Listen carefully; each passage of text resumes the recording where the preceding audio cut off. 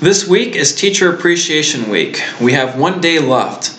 So if you have yet to do so in the next 24 hours, pass along your thanks to a teacher who's part of your life. Maybe educating your child, grandchildren, a teacher who's making a difference in this community. And don't forget to also include the retired teachers who have made a difference. Pass along your thanks in the next 24 hours. On behalf of the principals, on behalf of the students, and on behalf of the parishes, teachers, thank you for all that you do for our students the entirety of the year. Usually the work of the teacher is associated with what they do inside the classroom. And we all know how different this year has been, especially these last several weeks. But look at what our teachers have been able to do. They didn't plan for this, and most of them did not have any experience with this online education previously, but they made it happen. They delivered the lessons, they stayed connected with the students and their families. You made it happen, teachers. When it's your calling, when it's your profession, you'll keep connected. You'll make education happen for our students. And so we appreciate what they've done these last several weeks. And we only have a few weeks left. Students, knowing that your teachers went out of their way for you these last several weeks, you go out of your way as well. Turn in all those assignments. Behind the scenes work, teachers do that, and it starts in the summertime. They plan the upcoming school year with excitement and enthusiasm. They plan accordingly, and that behind the scenes work enables them to have a strong beginning to the school year and maintain a strong and engaging environment. Enthusiasm is contagious, and so they build up to that throughout their preparation in the summertime.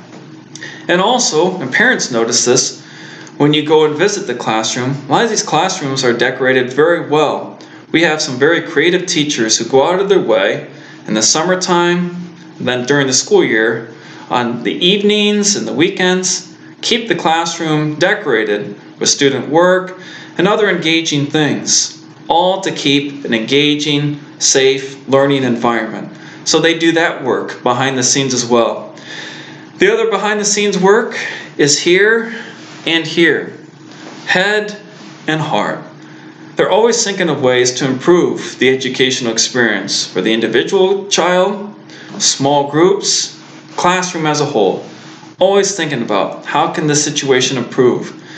And also right here, they care. And I hope you've been seeing this with this online learning. Parents, I know that you've been seeing this, how our teachers are working to stay connected because they care. Their kid has the best educational experience, and they care that the student reaches his or her potential, even outside of this classroom. So that's the work they do behind the scenes as well. And this applies to all of our teachers, those who work at our Catholic schools. Thank you for providing the Christ-centered education, Catholic school teachers, every single day that you're here. And also our parishioners who work at the public school, who practice their faith, and their students can see and notice that their teachers practice their faith. They live out the values that they teach, and they also absorb the faith. The public school teacher who has the Catholic background absorbs the faith, and they end up sharing that. Maybe not always with words, but the God-given dignity of everybody in that classroom. It comes out when you strive to have every child reach his or her potential academically and personally. So when you absorb your faith, you share it, and also you pass it along to your colleagues. So in your values, in your morality, in your high example, and your God-centered focus, it carries over. Thank you, teachers, wherever you work, for all that you do. There are a few characteristics that I'll bring to our attention that makes these teachers special to us. And part of it has to do with their living out their faith. What makes them exceptional? And there are teachers that we adults remember for our entire lives because of some of these reasons.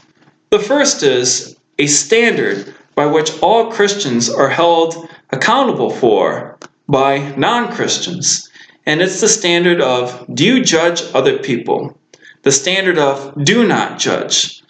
This comes from Matthew chapter 7. We have all heard it, and it's the teachers who are on the front lines of living it and putting it into practice. And we remember and we appreciate them, how they put it into practice.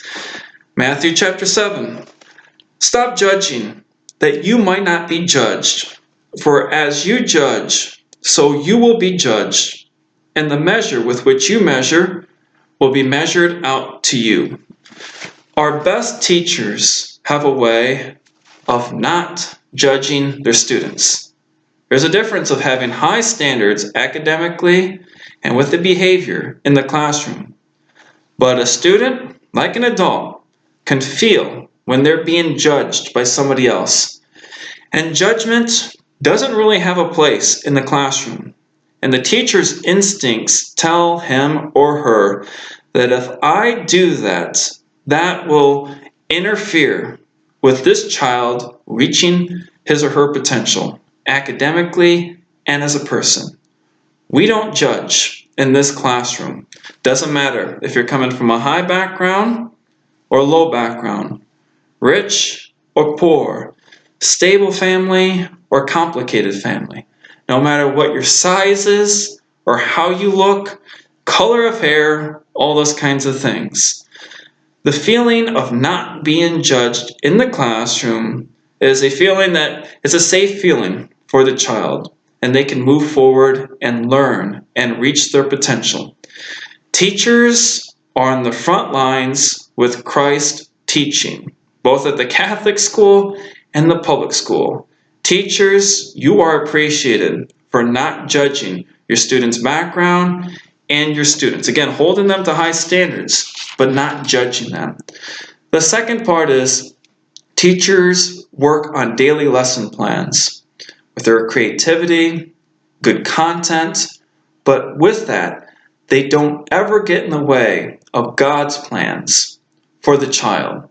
Whether it's in a small classroom, just maybe several kids in the classroom, that's still, let's say, 6 unique kids, unique people with unique callings and vocations from God that the teacher does not want to get in the way of, but wants to cultivate and wants the student to help find their God-given purpose. Small classrooms or the big ones.